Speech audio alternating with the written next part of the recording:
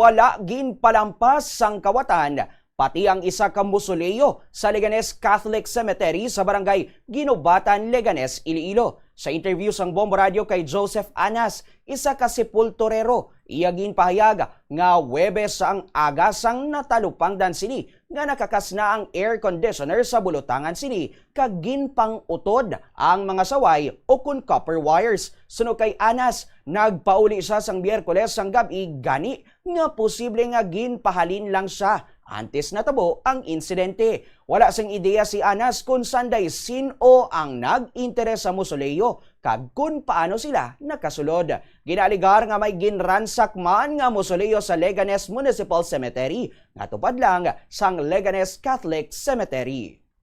Igo ko ng taon di pag kadto ko sa naga, may kudo ginransak naman eh. Amo pa lang na di. Balik ka doon na arading sa mga pitana. Ibo lang biser ni Banda, din binagagi makasulod yun ang nagbansak.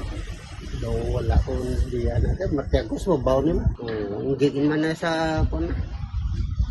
Nga siya lang sa guro. Galing.